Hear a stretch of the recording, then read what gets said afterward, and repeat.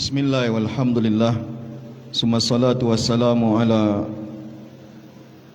Sayyidina wa maulana ibni Abdillah. Allahumma salli ala Sayyidina Muhammad wa ala alihi wa sahbihi wa mawalah. Alhamdulillah, kita puji Allah dan berselawat Allahumma salli ala Sayyidina Muhammad wa ala alihi wa sahbihi ajma'in. Semoga suara mic-nya di belakang terdengar jelas.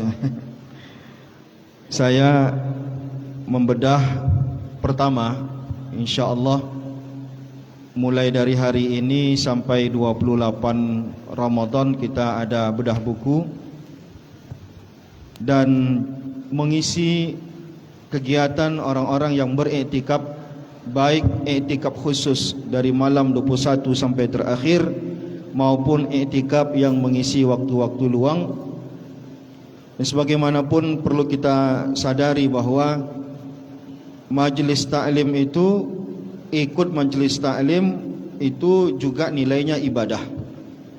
Dan bahkan menurut Imam Syafi'i, ikut majlis ta'lim ini pahalanya lebih besar daripada salat sunnah 100 rakaat sekalipun.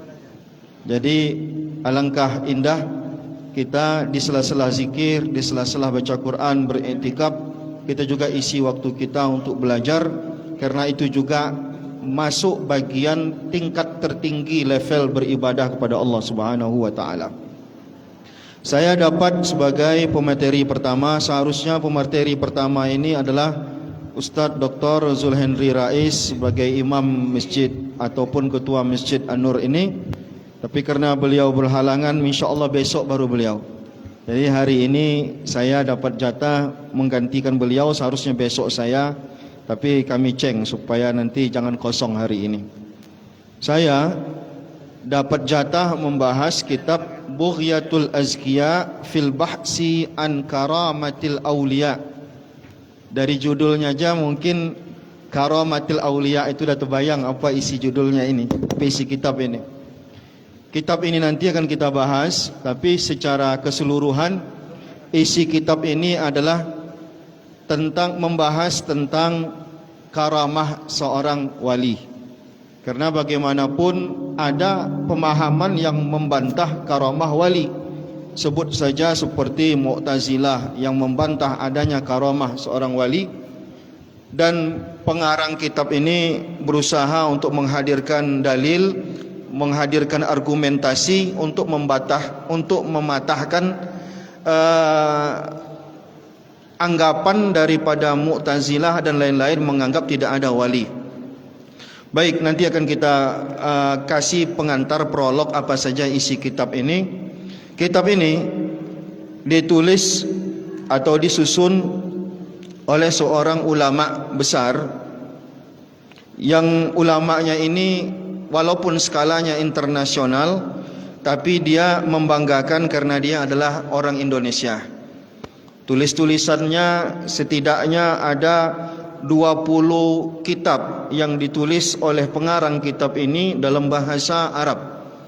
Yang kitab-kitabnya tidak hanya dikaji di tanah air, tapi kitabnya juga dikaji di negara-negara Arab dalam banyak disiplin ilmu pengetahuan keislaman. Itulah Syekh Muhammad Mahfuz At-Tarmasi, ada yang menyebutnya At-Turmusi.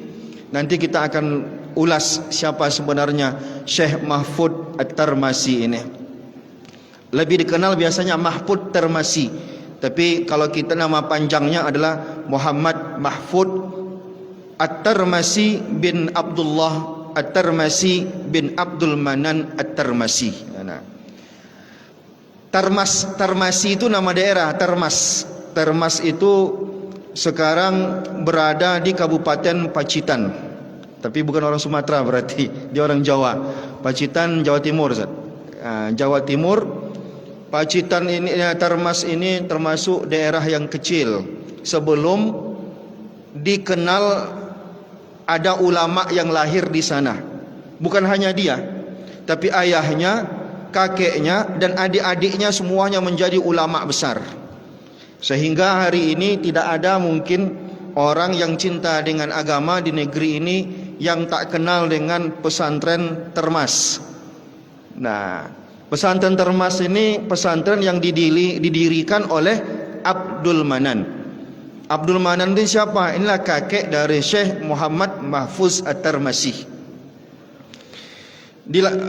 Tapi Syekh Mahfuz At-Tarmasi tidak banyak dia berinteraksi dengan pesantren ini. Dia lebih banyak mengabdikan diri di Masjid Haram. Nanti kita jelaskan bahwa beliau ini akhirnya menjadi ulama dan pengajar di Masjid Haram. Akhirnya yang banyak mengabdikan di situ adiknya, Dimyati Termas, yang dikenal dengan adiknya ini juga seorang ulama besar ya.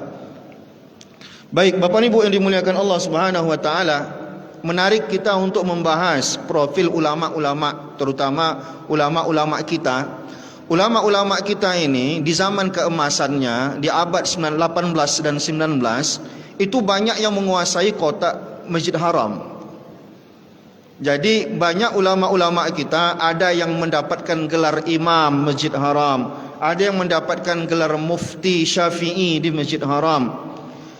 Tapi itu dulu di akhir-akhir Turki Utsmani, di mana Masjid Haram ketika itu mazhab Syafi'i berkembang pesat di sana, sehingga yang membawa Islam ke negeri ini, ke negeri kita di Indonesia, mengembangkan di negeri kita ini, mengapa masyarakat kita mau Jawa maupun Melayu itu banyak yang bermazhab Syafi'i, bertarekat, bertasawuf dan juga berakidah Asy'ari. Karena dulu pendahulu-pendahulu kita belajar ke Mekah mempelajari itu. Jadi tak heran kita kenapa orang Melayu ataupun orang Jawa itu mazhabnya Syafi'i. Karena dulu memang perkembangan ilmu pengetahuan di akhir-akhir abad 19 ataupun di awal abad 20 itu masa keemasan bagi ulama-ulama Indonesia, dan salah satunya adalah Syekh Muhammad Mahfuz At-Tarmasi ini. Maka Syekh Muhammad Mahfuz At-Tarmasi ini menjadi salah satu sentral ulama-ulama Nusantara. Jadi ulama-ulama yang ada di Nusantara baik dulu maupun hari ini, biasanya silsilah keilmuannya itu pasti merucut, termasuk salah satunya adalah Syekh Muhammad Mahfuz At-Tarmasi, termasuk Syekh Yasin Al-Fadani.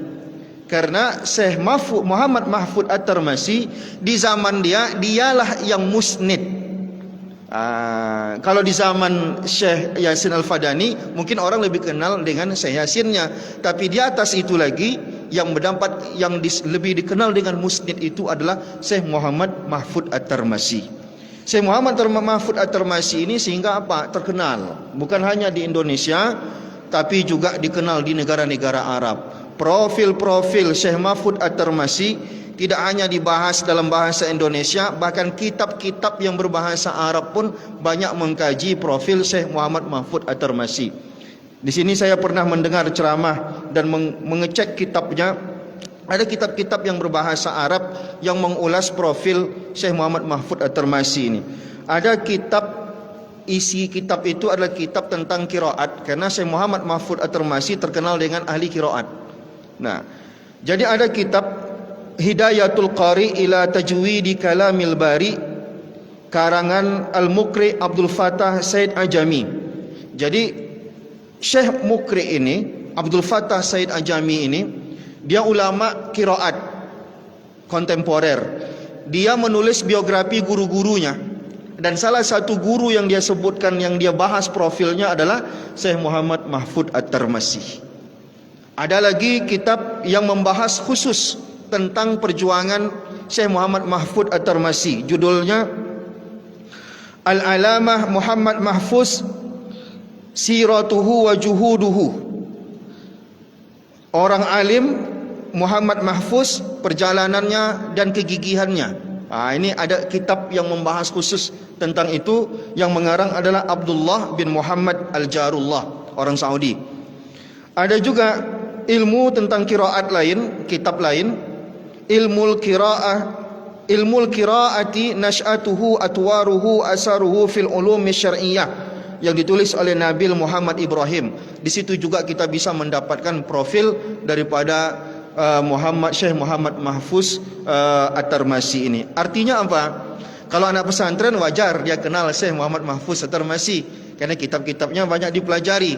Tapi ini yang kenal bukan hanya anak pesantren di Indonesia, Tapi bahkan perguruan-perguruan tinggi di Arab itu kenal dengan Syekh Muhammad Mahfuz Tarmasi. Secara fikih Syekh Muhammad Mahfuz ini dia Syafi'i.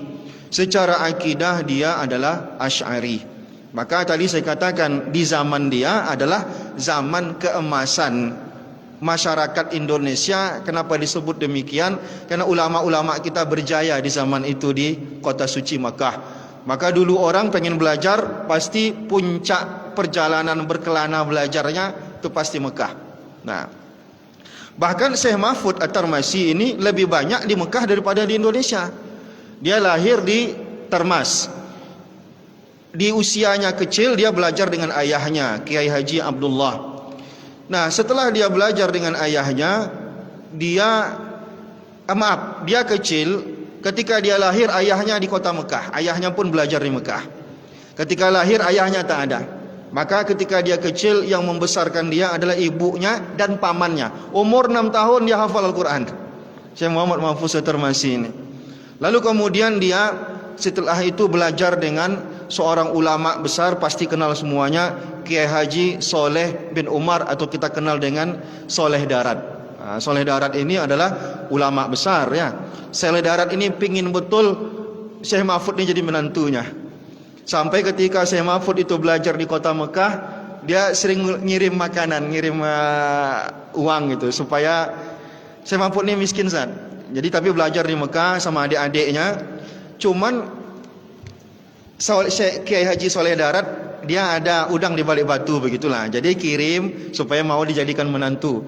Rupanya selama hari ini itu yang memakan kiriman itu bukan Kiai Mahfuznya tapi adiknya Kiai Dimyati. Nah, jadi dikirimlah surat kepada Kiai Mahfuz, proposal dari Kiai Soleh Darat supaya dia mau menerima jadi menantu. Bingunglah Kiai Mahfuz karena dia pengen masih belajar. Nah, akhirnya disiasatinya. Kata dia apa? Dibalasnya surat, siapa yang selama hari ini menikmati kiriman itu, dia yang lebih layak untuk menjadi menantu Kiai, kata dia. Akhirnya disuruhnya adiknya pulang tanpa dibilang dia mau dijodohkan dengan anak Kiai Soleh Darat. Nah, disuruhnya pulang. Adiknya kena abang nyuruh dia pulang. Mungkin tapi ada misi terselubung di situ. Akhirnya selamatlah Kiai Mahfuz Tarmasi ini. Itu kisah percintaannya ya. Kiai Soleh Darat itu pun luar biasa. Itu adalah ulama luar biasa. Itu adalah juga ulama sentral di zamannya. Nah, setelah dia agak remaja, ayahnya mengajak dia untuk pergi ke Mekah. Disitulah mulai Kiai Mahfuz belajar di kota Mekah. Belajar dengan banyak guru. Guru dia yang terkenal itu adalah Syekh Said Bakri Syato, pekarang kitab I'anatul Talibin. Ini ulama besar. Anak pesantren pasti kenal kitab itu. Semua anak pesantren pasti mempelajari kitab itu. Itu guru dia. Banyak guru-guru dia lain, tapi itu guru dia yang paling populer. Nah, akhirnya dia belajar fikih, belajar qiraat, dan dia unggul di bidang qiraat. Maka ulama-ulama qiraat itu banyak mengambil kepada Syekh Muhammad Mahfuz At-Tarmasi. Dan gurunya memberikan dia ijazah untuk mengajar di Masjid Haram. Jadi dulu kalau untuk mengajar di Masjid Haram itu harus mendapatkan izin ataupun ijazah dari banyak ulama. Dia mendapatkan izin, maka setelah itu dia pun mengajar di Masjid Haram. Setelah dia mengajar di Masjid Haram, namanya populer dan akhirnya dia berkarir di Masjid Haram sebagai seorang ulama, sehingga banyak melahirkan murid-murid yang hebat yang belajar di tanah suci pada saat itu. Sebut saja murid dia yang paling populer, yang paling dia sayangi adalah Hadratus Syekh. Hadratus Syekh Hashim Asy'ari itu adalah murid tersayang daripada Syekh Muhammad Mahfuz At-Tarmasi ini. Dia keluarganya ulama begitu ya. Sebut saja kakeknya Abdul Manan bilang. Abdul Manan ini adalah ulama yang belajar di kota Madinah, belajar langsung dengan Syekh Al-Azhar. Mungkin anak pesantren pernah mendengar, membaca, kenal dengan kitab Hasyiah Al-Bajuri. Hasyiah Al-Bajuri ini disusun oleh Ibrahim Al-Bajuri yang dia di saat itu adalah Grand Syekhnya Azhar. Maka kakek dari Syekh Mahfuz ini, yaitu Abdul Manan At-Tarmasi tadi, itu belajar dengan Syekh Ibrahim At-Tarmasi. Jadi dari lingkungan keluarga dia memang adalah keluarga ulama. Sehingga dia dari kecil sudah terdidik dengan pola hidup ulama ini. Kalau kita lihat di dalam kitab-kitab, Syekh Mahfud ini banyak lakop-lakop keilmuannya. Kalau kita bilang gelar-gelar keilmuan dia banyak. Gelar dia orang menyebutnya imam. Imam itu berarti dia punya kapasitas ilmu yang tinggi. Alim bahkan orang menyebutnya alamah. Keilmuannya udah di atas rata-rata. Dia juga orang menyebutnya al-faqih, karena di bidang fikih dia juga mensyarah kitab besar, ada syarah dia sekitar 7 jilid. Muhibatu Zil Fadl, Hasyiah Syarah Bafadl. Hasyiah Syarah Bafadl ini itu sekitar 7 jilid. Itu karya daripada Syekh Muhammad Mahfuz, sehingga wajar dia dipanggil adalah faqih, orang yang ahli di bidang fikih. Dia juga dipanggil dengan usuli, karena dia ahli di bidang usul fikih. Kalau tak salah dia ada membuat catatan hasyiah kitab Jam'ul Jawami kalau tak salah, sehingga dia disebut juga sahibul hawashi, orang yang banyak hasyiahnya. Hasyiah itu kitab-kitab, ada catatan-catatan kaki, catatan-catatan kitab itu disebut dengan hasyiah. Dia banyak kitab yang dia hasyiah, sehingga dia disebut dengan sahibul hawashi. Dia juga disebut dengan muhaddis, ahli hadis, karena jalur periwayatan dia, bahkan dia dalam sanad Sahih Bukhari, sanad dia tinggi. Itu paling terkenal sanad Sahih Bukharinya. Lalu kemudian dia disebut dengan musnid, karena sanadnya juga termasuk sanad yang tinggi. Dan terakhir dia disebut dengan mukri. Mukri artinya adalah orang yang ahli qiraat. Karena di zaman itu susah untuk mencari orang yang ahli qiraat, dan rujukan ahli qiraat saat itu adalah Syekh Muhammad Mahfuz At-Tarmasi. Jadi wajar kalau kita berbangga, kalau kita ceritakan semua kehebatan Syekh Mahfuz Tarmasi ini menarik, cuman nanti waktunya tidak cukup ya. Intinya kalau udah ngajar di Masjid Haram bukan sembarang orang gitu. Kita bangga, kenapa? Karena dia mazhabnya Syafi'i. Kita bangga, kenapa? Karena dia akidahnya Asy'ari. Dia juga bertirakat. Jadi intinya apa yang kita amalkan hari ini di Riau, bermazhab Syafi'i, berakidah seperti Imam Asy'ari, itu dulu populer di Tanah Suci. Nah, tapi sejak tidak lagi Turki Utsmani yang memegang Saudi Arabia, diambil alih oleh Ibnu Saud, baru nanti setelah itu terjadi pergeseran-pergeseran. Akhirnya orang-orang Indonesia pun udah tak banyak lagi berkarir di Masjid Haram. Kalau dulu banyak yang berkarir di Masjid Haram, bahkan ada yang gelarnya mufti mazhab Syafi'i di Masjid Haram. Masjid Haram tu punya mufti khusus untuk mazhab Syafi'i misalkan. Itu orang kita itu. Nah, macam Syekh Nawawi Bantani juga, itu juga berkarir di sana. Baik, Bapak Ibu yang dimuliakan Allah Subhanahu wa taala, itu profil daripada penulis kitab Bughyatul Azkiya fil Bahsi an Karamatil Auliya, pembahasan tentang karamah para wali. Jadi ini salah satu buku dia dari sekian banyak buku yang dia tulis. Tapi Syekh Mahfud ini dikenal sebagai orang kalau di Mekah itu ngajarnya pakai dua bahasa. Satu pakai bahasa Arab, nanti diseling-selingi pakai bahasa Jawa. Enggak pakai bahasa Indonesia. Mungkin karena dia orang kampung gitu kan, masih kental. Jadi kalau ngajar itu bahasa Arab, nanti syarah-syarahnya nyenggol-nyenggol ke bahasa Jawa dia, enggak ke bahasa Indonesia. Nah, itu dia. Baik. Jadi kitab ini istimewa. Di mana letak keistimewaan kitab ini? Pertama, kitab ini menyingkap tentang konsep kewalian, tapi dasarnya itu banyak bertumpu kepada Al-Quran dan hadis. Nah, yang hari ini, selama hari ini orang menganggap bahwa konsep karamah kewalian itu hanya hasil imajinasi dan segala macam. Syekh Mahfud ingin membuktikan bahwa itu ada dasarnya. Sehingga kalau kita bilang konsepnya ini, dia bagaimana pembahasan tentang karamah kewalian itu, ini loh dalilnya begitu. Nah, jadi di situ nanti membuat orang yakin bahwa memang karamah seorang wali itu memang ada. Cuman tentu saja ini dengan batasan-batasan Quran dan batasan-batasan hadis Nabi sallallahu alaihi wasallam.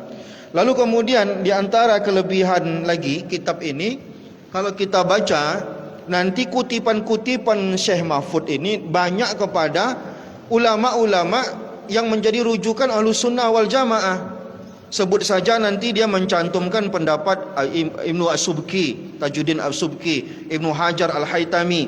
Sebut saja nanti dia banyak di situ mencantumkan perkataan Imam Asfiraini, Ibnu Faraq Bakillani. Banyak ulama-ulama ahli kalam yang menjadi rujukan utama Syekh Mahfud At-Tarmasi. Sehingga saya yakin di situ bahwa beliau adalah secara akidah sudah dipastikan itu adalah Asy'ariyul akidah, sebagaimana kita juga adalah Asy'ari dalam bidang akidah. Nah, jadi begitu.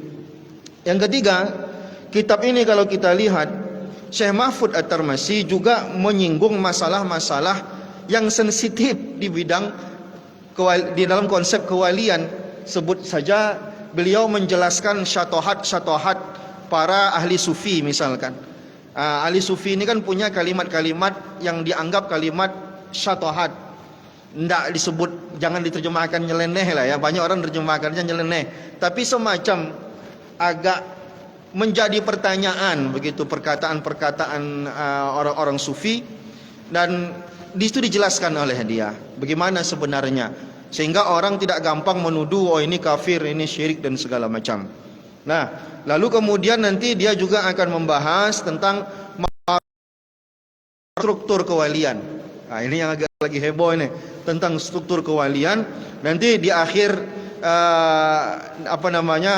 pembahasannya nanti dia juga akan membahas, yang terakhir dia membahas tentang konsep ataupun struktur kewalian itu. Baik, menguasai sepenuhnya pun saya tidak juga. Jadi kalau dibilang saya kuasai betul buku ini sepenuhnya, itu saya juga tidak mengakui. Cuman bagian-bagian saja. Nah, Syekh Mahfud tidak menjelaskan sebenarnya bagaimana cara orang supaya bisa jadi wali. Tak ketemu kita di sini gimana cara jadi wali. Cuman nanti dia menjelaskan definisi wali. Dari definisi wali itu kita bisa ambil indikasi-indikasi. Jadi menurut Syekh Mahfud, kata wali itu secara bahasa itu bisa menjadi isim maf'ul, bisa menjadi fa'il. Nah, kalau dia dijadikan bisa dia dalam wazan fa'il dari kalimat wilayah, bisa juga dia dianggap menjadi fa'il mubalaghah dari isim fa'il. Jadi dia menerjemahkan kata wali ya. Kata dia begini, wali itu ada dua macam maknanya.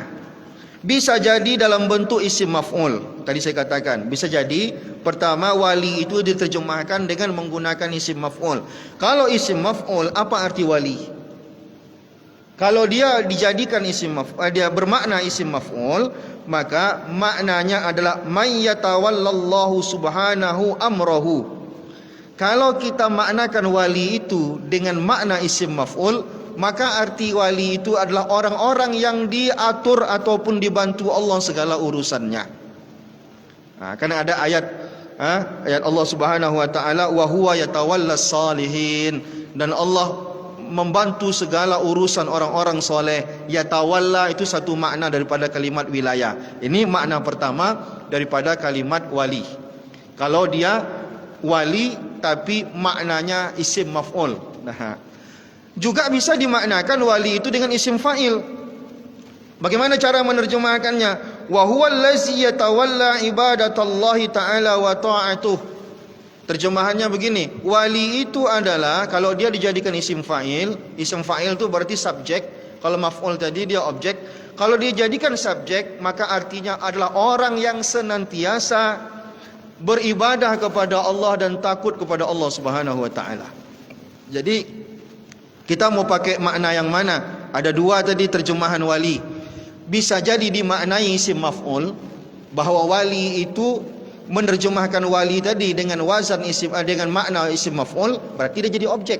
Kalau dia jadi objek, maka menerjemahkannya wali itu adalah orang yang dibantu Allah urusan-urusannya, sehingga nanti ada karomah-karomahnya. Nah, kalau dijadikan dia maknanya dalam bentuk isim fa'il, maka artinya adalah orang yang senantiasa menjalankan ibadah kepada Allah dan taat kepada Allah Subhanahu wa taala.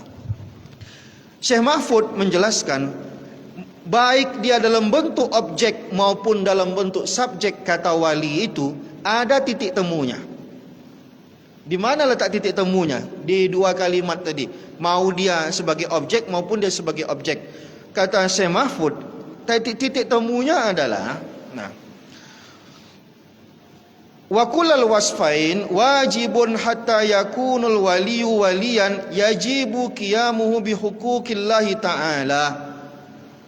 Kata kuncinya adalah baik dia dalam bentuk objek maupun subjek, dua-duanya orang itu bisa jadi wali kalau dia menunaikan semua perintah-perintah Allah Subhanahu wa taala. Itu kata kuncinya. Kita bilang, oh makna wali itu adalah orang yang dibantu Allah urusannya. Allah takkan bantu urusan orang kecuali dia patuh dan taat kepada Allah. Oh, kita bilang wali itu adalah orang yang senantiasa menjalankan perintah Allah. Apalagi berarti jelas bahwa wali itu adalah orang yang senantiasa taat dan patuh kepada Allah. Intinya titik temunya di mana? Wali itu bukan ahli maksiat. Kalau dia ahli maksiat, maka otomatis tertolak kewaliannya. Walaupun nanti ada orang menyebut wali malam mati itu. Wali malam mati itu apa? Wali malamah itu atau wali malam mati yang sering kita sebut, orang yang tidak menampakkan kealimannya. Depan orang macam tak wali aja. Tapi ketika dalam sir dia dengan Allah, dia melakukan ketaatan. Cuman wali malam mati itu begini. Saya tidak kenal sama Ustaz Zul. Saya tak tahu dia kalau saya ni wali. Jadi saya selain nyeleneh aja depan dia supaya dia jangan anggap saya wali. Saya pengen sembunyikan kewalian saya. Tapi ketika saya kesendirian saya, ataupun kalau dia udah kenal dengan saya, maka saya harus jalankan itu. Tapi kalau dia udah tahu kalau saya adalah seorang wali, saya nyeleneh juga lagi, berarti itu sengaja namanya. Paham maksudnya konsepnya kemana Pak ya? Nah, kalau wali malam mati itu memang dia menunjukkan kepada orang kalau dia ni bukan orang alim, bukan tak layak disebut wali. Dia pengen sembunyikan. Dia sembunyikan itu, menyembunyikan itu sama siapa yang disembunyikan? Sama orang yang tak kenal siapa dia gitu. Kalau orang udah kenal sama dia, apalagi muridnya udah tahu dan dia mengaku kalau dia wali, ingat. Nanti kita baca, ada ulama yang mengatakan wali itu tidak boleh menyebut dirinya wali, beda dengan nabi gitu. Nah okeylah, dia nyebut wali malam mati. Wali malam mati itu kalau memang anak muridnya udah tahu dia wali, mestinya ini menjalankan hak-hak syariat. Karena untuk apa disembunyikan lagi kalau orang udah tahu kan begitu. Jadi itu konsepnya. Jangan sampai keliru kita dalam menerjemahkan apa yang disebut dengan wali malam mati itu. Nah, jadi itu bagaimana Syekh Mahfud ingin menjelaskan definisi apa itu yang disebut dengan wali itu. Lalu kemudian Syekh Mahfud juga di dalam kitab ini setelah itu dia memberikan ciri-ciri. Di sini baru dia sebut ciri-cirinya secara singkat. Kata dia begini, ada ulama wakila, ada yang mengatakan alamatul wali salasah, ciri orang itu wali atau tidak tiga aja tengok. Apa yang tiga itu? Syughluhu billahi ta'ala, kesibukannya itu adalah bagaimana menjalankan perintah Allah dan jauh dari larangan Allah. Kesibukannya kepada Allah, zikir, baca Quran, itu kesibukan dia.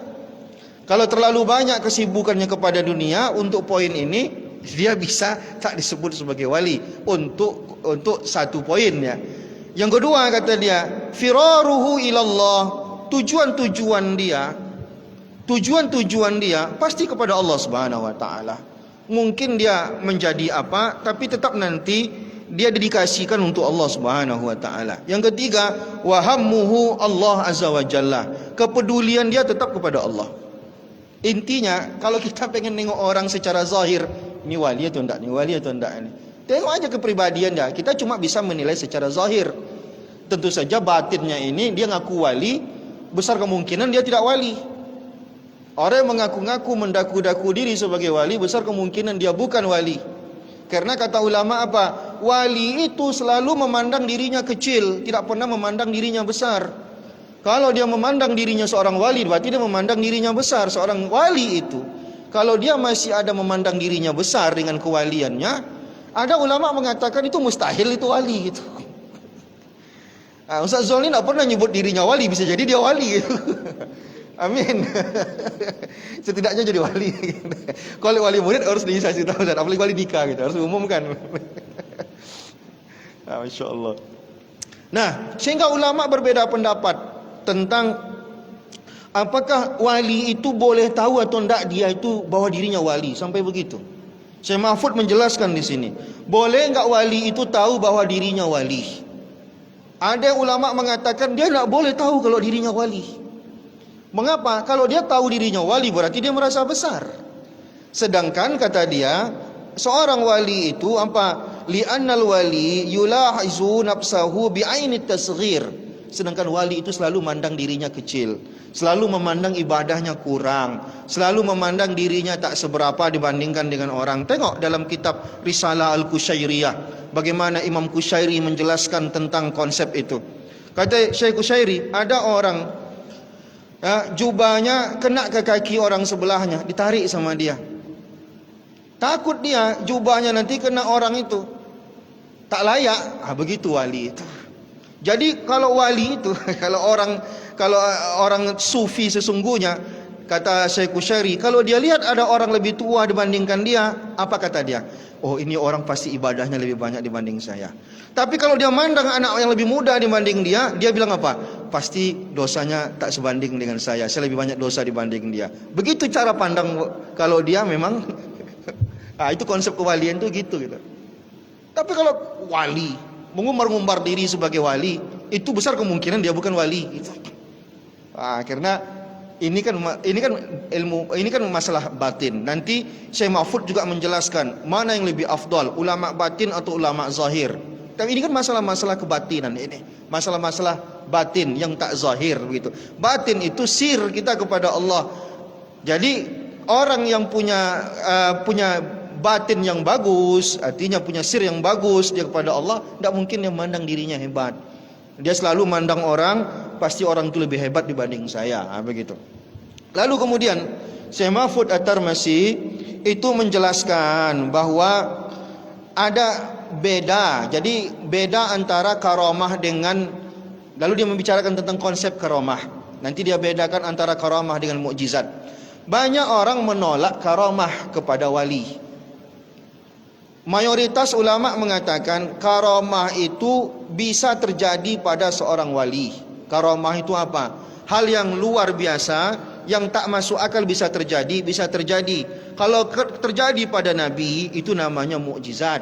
Terjadi kepada wali itu namanya karamah. Terjadi pada diri kita yang tidak wali, tidak nabi, ini bisa jadi itu maunah, pertolongan Allah Subhanahu wa taala. Nah, banyak yang menolak konsep karamah itu.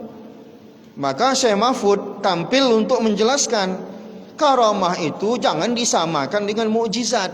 Orang menolak karamah karena menganggap sama dengan mukjizat gitu. Jadi banyak yang dia tampilkan. Apa kata dia? Amal karamatu, adapun yang disebut dengan karamah itu fahiya zuhuru, munculnya amrin kharikin lil adah, hal yang tidak normal bisa terjadi. Itu karamah. Artinya di luar nalar manusia bisa menerima. Tiba-tiba ustadz itu datang hujan hari, tidak basah bajunya, itu kan luar biasa itu gitu. Oh, pakai mantel dia, berarti tidak luar biasa namanya gitu.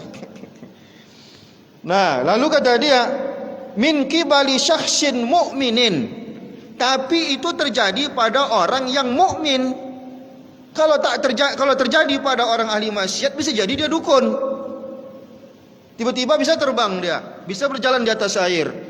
Tapi itu terjadi berlaku pada orang yang tidak soleh, tidak mukmin. Itu dukun itu.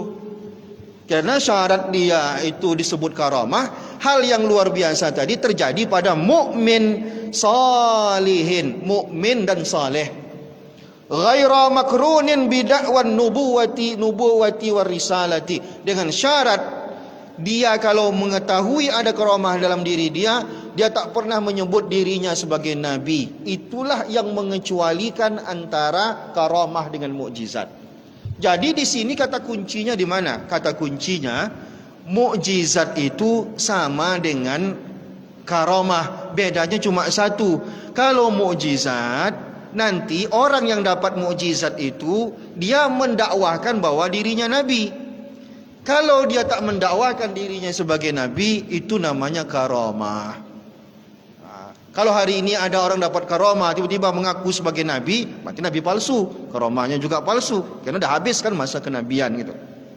Jadi intinya dia mencantumkan perkataan Ishaq Asfaraini, Abu Bakar bin Fawraq, Qadi Abu Bakar Al-Baqillani, dan juga dia menyebutkan pendapat Imam Kushairi. Intinya cuma satu, bedanya antara karamah dengan mukjizat itu adalah dia mendakwahkan kenabian atau tidak. Maka ini perbedaan antara kita dengan Ahlus Sunnah dengan Mu'tazilah. Kalau Mu'tazilah, kenapa dia menolak ada karamah pada diri seorang wali? Karena dia menganggap apa bedanya dia dengan Nabi? Lupa dia. Nabi itu mengaku dirinya sebagai Nabi. Sedangkan wali ketika mendapatkan karamah, dia tak boleh bilang, aku ini wali, makanya ada karamahnya. Itu haram hukumnya, tak boleh. Itu bedanya Nabi dengan wali gitu. Jadi nanti kita lihat apa kata Abu Bakar Al-Baqillani. Kata Abu Bakar Al-Baqillani mengatakan apa? Wal waliyu la yadda'il wilayata. Seorang wali itu tidak pernah mendaku dirinya sebagai wali. Kata dia. Nah, kenapa wallazi yazhuru alaihi la yakunu mu'jizatan, dan yang terjadi pada dirinya tadi yang keanehan-keanehan itu tidak disebut dengan mukjizat, disebut sebagai karamah. Intinya Syekh Mahfud ingin jelaskan, inilah konsep karamah. Maka dikutiplah perkataan daripada Tajuddin As-Subki, ulama Mesir yang merupakan mazhab Syafi'i yang populer. Apa kata Ibnu As-Subki? Innal karamat, sesungguhnya karamah itu, wal mukasyafat, dan mukasyafah itu, laisat khidaan, itu bukan tipu daya, itu memang ada. Jadi jangan pula kita bilang, kita tengok orang ada karamahnya, aku ini dukun ini, jangan. Tak boleh pula kita langsung menolak karamah pada diri orang. Tapi tengok terjadi pada orang soleh atau tidak. Oh, ini kabul doanya Pak Ustaz, walaupun dia tidak pernah solat. Tapi kalau ada orang berobat sama dia, didoakannya langsung sembuh, itu dukun namanya. Itu ada jin membantu nanti gitu. Kalau syekh dia, seorang wali dia, harus dengan syarat tadi terikat salehun mu'minun, itu syaratnya. Lalu kata dia apa? Wilayah dan mukasyafah itu bukan sebuah tipuan illa, kecuali kata dia, ada yang kecuali. Ada yang tertipu dengan karamah. Siapa orang yang tertipu dengan karamah? Kata Imam Abu Bakar Al-Baqillani, yang tertipu dengan, kata Ibnu Subki, yang tertipu itu adalah liman yakifu indaha wa yaj'aluha syauquhu wa maksuduhu. Orang yang tertipu dengan karamah adalah orang pengen jadi wali agar dapat karamah. Itu yang tertipu tadi. Jadi tiba-tiba Habib ini rajin beribadah. Kok rajin betul kok ibadah Habib? Biar jadi wali, biar ada karamahnya Ustaz. Itu akan muncul karamah pada diri dia. Itu tipuan, tapi tertipu dia. Karena dia terlalu antusias ingin mendapatkan karamah gitu ya. Pengen berantusias untuk mendapatkan karamah, tidak boleh. Itu hadiah dari Allah Subhanahu wa taala. Nah, jadi kalau ada orang mendaku dirinya tiba-tiba ya, ataupun tadi orang, apa kalau bahasa kitanya, bukan antusias, istilahnya cita-cita dia itu pengen begitu gitu. Terlalu termotivasi beribadah biar jadi wali begitu, tapi tujuannya apa? Biar ada karamah. Pokoknya seperti Imam Malik lah, kalau ada kesurupan kasih sendalnya keluar langsung hantu itu gitu misalnya kan. Dia pengen begitu gitu. Pokoknya dia pengen seperti Kiai Mamun Zubair, dari Kairo ke Luxor yang seharusnya 12 jam, 4 jam tembus gitu. Bingung supirnya, ini bukan sembarang orang ini, kok bisa perjalanan 12 jam itu bisa ditempuh dalam 4 jam gitu. Itu kan karamah. Tapi itu bukan sebagai hal yang kita tujukan. Jadi kalau ibadah tujuan itu nanti akan diberikan oleh hantu jin, tapi itulah khidaan.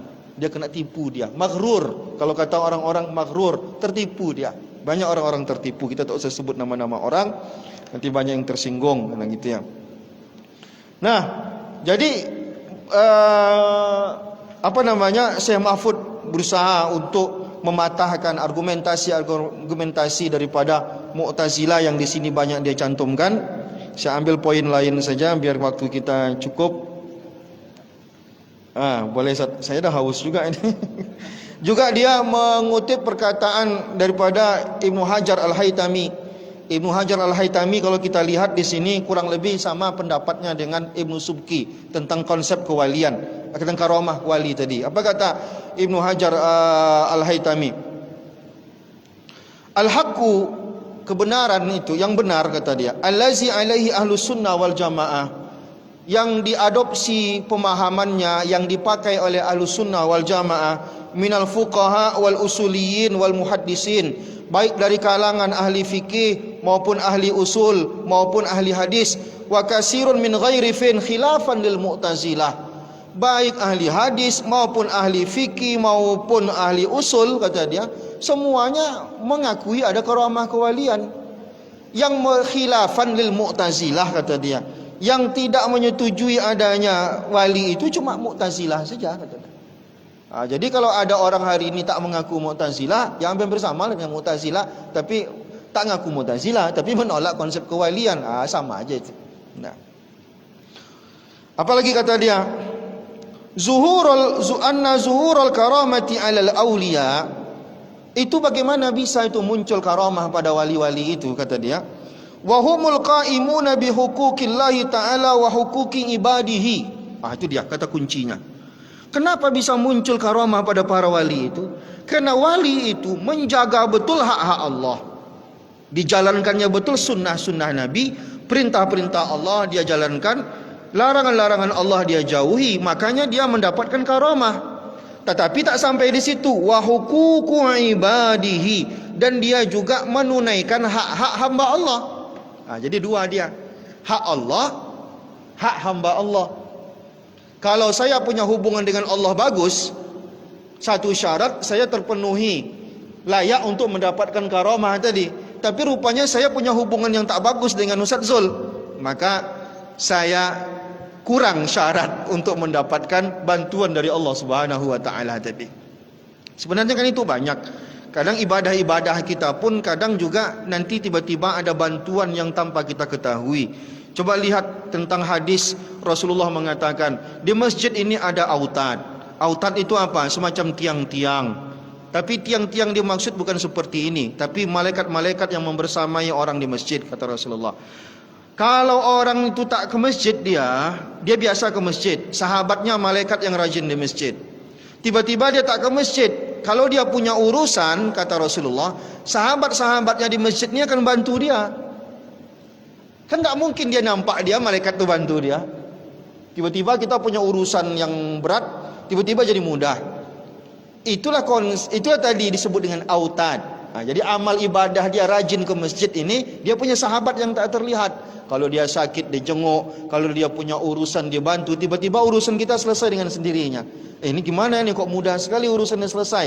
Itu disebut dengan autad. Nah, kalau wali ini lain lagi konsepnya. Secara keseluruhan hal-hal yang di luar, tapi tak setiap saat ya. Jangan disamakan wali itu dengan apa yang digambarkan sinetron-sinetron itu. Di sinetron itu apa? Orang pakai jubah luaran, pakai sorban, melawan nek lampir, tiba-tiba keluar ilmunya kapan dia mau. Itu tidak wali namanya. Jadi wali itu bukan dia kapan dia mau tiba-tiba keluar ilmunya. Itu namanya ilmu hitam namanya gitu. Ini murni pertolongan Allah Subhanahu wa taala gitu. Hal yang harusnya mencelakai dia, tiba-tiba dia terhindar dari itu. Itu disebut dengan karamah tadi.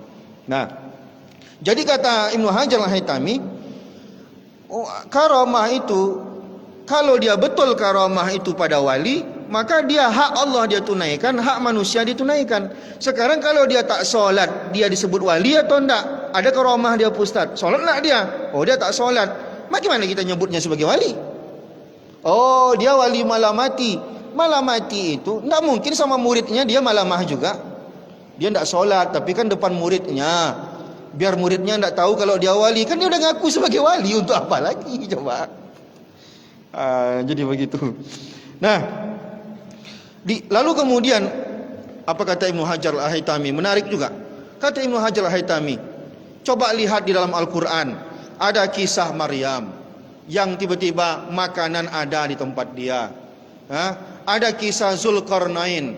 Zulkarnain ini pimpinan perang. Tiba-tiba ketika dia memasuki suatu daerah beda bahasa dengan dia bingung bagaimana caranya berkomunikasi dengan orang kampung itu.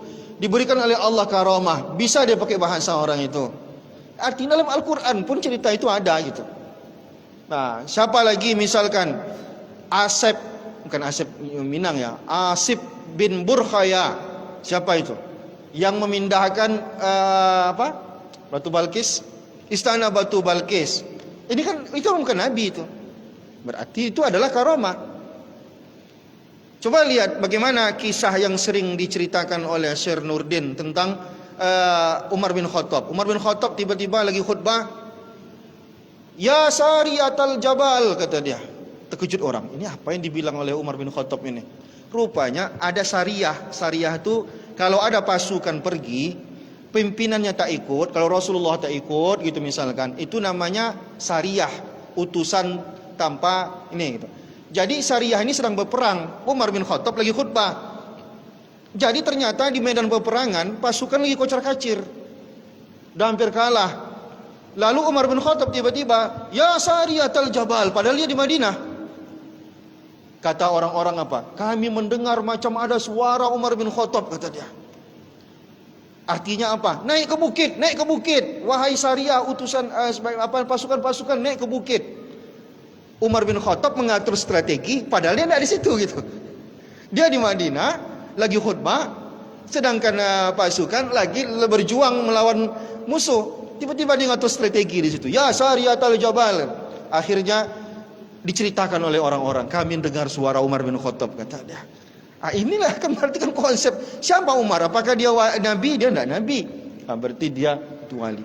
Bagaimana Abu Bakar Siddiq makanannya tiba-tiba menjadi banyak saat dia menjamu tamu dan lain-lain. Nah, jadi Syekh Mahfud mencoba untuk menerangkan masalah-masalah itu. Nah, lalu kemudian nanti saya mungkin tak membaca semuanya. Di sini nanti ada pembahasan-pembahasan lain seperti syatohat-syatohat, ucapan-ucapan yang dianggap aneh keluar dari mulut seorang sufi. Ini juga dijelaskan oleh Syekh Mahfud. Dan juga di sini Syekh Mahfud menjelaskan tentang maratib. Kata dia ada rijalul ghaib. Wali itu disebut dengan rijalul ghaib, orang-orang yang ghaib dia. Jadi siapa itu? Yang paling induknya ada yang disebut dengan Al-Qutub Al-Ghaus. Ini lagi lagi heboh. Itu kata dia memang ada. Itu ra'suhum. Itulah memang puncaknya gitu ya. Nah, ada juga nanti disebut dengan autad. Wali autad. Wali autad itu kata dalam hadis disebutkan, nanti dikutip di sini kata dia wahum arba'ah, jumlahnya cuma ada 4 saja wali autad itu dalam setiap masa. Nah, wahid bil Yaman, di Yaman 1, wahid bil Syam, di Syam 1, wahid bil Masyriq, di timur 1, wahid bil Maghrib, di barat 1. Itu wali autad kata dia. Ada juga wali abdal. Wali abdal ini semacam wali-wali yang di daerah-daerah gitu rasanya. Apa? Wahum sab'a alal asah, ada 7 orang di dalam setiap generasi kata dia. Wakila salasun, ada yang mengatakan jumlahnya 30. Wakila salasa asyara, ada yang mengatakan jumlahnya dalam setiap masa itu ada 13. Nah, ada juga wali nuqaba, ada juga wali nujaba. Jadi sebenarnya wali itu pun ada tingkat-tingkatan dan juga kalau dibilang struktur ya apa dulu maksudnya gitu. Artinya wali itu pun ada tingkat-tingkatannya. Nah, begitu ya. Ya intinya wali itu rahasia ilahiyah, bukan sesuatu yang diumbar-umbar, apalagi dipakai SK pula begitu ya. Tiba-tiba wali itu dapat SK dia. Nah, hari ini berapa orang mau kita angkat jadi wali? Enggak begitu konsep kewalian itu. Kita enggak tahu nih hadirnya, jangan ada wali di sini gitu. Ya bukan wali murid maksud saya ya. Ya kita dengan kesolehannya, mungkin rahasia dengan Allah ibadah dia yang kita tak tahu. Dia sama kita bagus gitu ya. Lalu kemudian kita tak melihat ada yang aneh dalam ibadahnya. Yang kita lihat, tapi yang tak terlihat. Nah begitu ya. Jadi bisa jadi tanpa sepengetahuan kita, ternyata di samping kanan saya adalah seorang wali. Saya kan tak tahu. Nah ini adalah rahasia ilahiyah. Wallahu a'lam bishawab. Rasanya mau buka puasa rasanya. Masya Allah, luar biasa ya penjelasan bukunya yang disampaikan oleh orang yang tepat. Oleh Buya kita, Kiai Haji Hanafi LCMSY. Dari penjelasan-penjelasan beliau, kita masih ada waktu 10 menit untuk diskusi. Jika ada pertanyaan ya dari yang telah dijelaskan oleh Syekh Mahfudz At-Tarmasyi tadi, ternyata kampungnya Termas. Termas rupanya, nama daerah Termas di daerah Pacitan sana ya. Termas, bukan Termas. Desa Termas. Jika ada pertanyaan atau masukan atau apa gitu, atau bandingan, saya pernah baca kitab ini juga gitu. Nah, tanggapan silakan. Mungkin dari kanan. Mungkin dari Uda Ilpa yang baik hati dan disayang Allah. Baru sampai. Ya, wali juga. Insya Allah wali. Habib? Tak ada.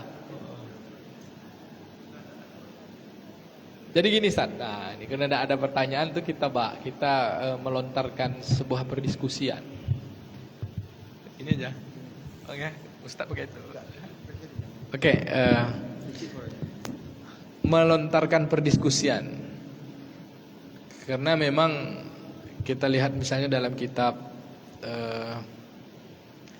Ibnu Arabi, Imam Ibnu Arabi juga menjelaskan tentang wali ya. Tapi ada sebuah kata dari ulama-ulama terdahulu, memang wali itu ketika ia mengetahui dirinya wali, dia menyembunyikan kewalian itu sama seperti wanita sedang haid gitu. Itu macam mana pula tuh Ustaz? Nah, kita ingin Ustaz menjelaskan itu. Pernah dengar kan? Wali itu malu dia kalau ketahuan tentang walinya. Karena dia ingin menyembunyikan rahasia kedekatan dirinya dengan Allah Ta'ala. Sama seperti perempuan yang sedang haid. Tapi kalau ada wali yang mengumbar-gumbar gitu kan, apalagi pakai nama gitu, pakai persaksian, nah kita ragu juga. Dan di antara orang-orang yang disebut wali yang pernah kita temui, dia tak pernah ngaku, tapi kita nampak karomahnya, bahwa paling takut sekali dengan Allah. Bahkan bisa menghitung dosa diri sendiri gitu. Jadi kita ini sedang berbuat dosa. Dosa apa yang masih kita lakukan sampai pada detik ini? Jika masih ada dosa pada diri kita, maka demi Allah kita tidak akan pernah jadi wali. Sampai kita mendeteksi apa yang belum kita bisa tinggalkan. Ketika kita sudah mampu meninggalkan satu dosa itu, mudah-mudahan nanti Allah beri karomah. Saya pernah dapat kata-kata gitu Ustaz. Menurut Ustaz macam mana Ustaz? Ya. Baik. Tadi Syekh Muhammad Mahfudz At-Tarmasyi menjelaskan ya, kalau Nabi dapat mukjizat, dengan mukjizatnya itu dia meyakinkan orang bahwa dia adalah Nabi. Dia meyakinkan orang dengan dirinya Nabi bahwa dia punya mukjizat. Bagaimana dengan wali? Haram bagi seorang wali menyebut dirinya wali karena dia ada karomah gitu. Itu kan bedanya. Di mana? Kenapa bisa begitu gitu ya? Nabi itu harus menyebut karena dia itu adalah ciri kenabian dia. Nah, sehingga dia harus mendakwahkan dirinya sebagai nabi. Sedangkan wali tidak harus mendakwahkan dirinya sebagai seorang wali.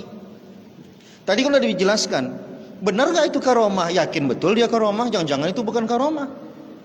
Kan tadi disebutkan, kalau ada hal aneh terjadi, tidak mesti itu karomah. Terutama orang yang ambisius betul pengen dapat karomah, itu biasanya khidaan, itu biasanya tipuan untuk dia. Jadi kalau ada orang yakin betul dia punya karomah, itu bisa jadi dia tertipu dengan karomahnya. Nah, jadi di mana orang tahu dirinya wali? Sebutan orang kalau dia wali. Ya, misalkan kita tengok di video tiba-tiba Habib Umar datang, apa kata Syekh Ali Jum'ah? Ini adalah wali dari wali-wali Allah Subhanahu wa taala. Tapi ada pula konsep lain yang mengatakan tidak akan tahu orang mana wali kecuali dia sendiri adalah seorang wali gitu.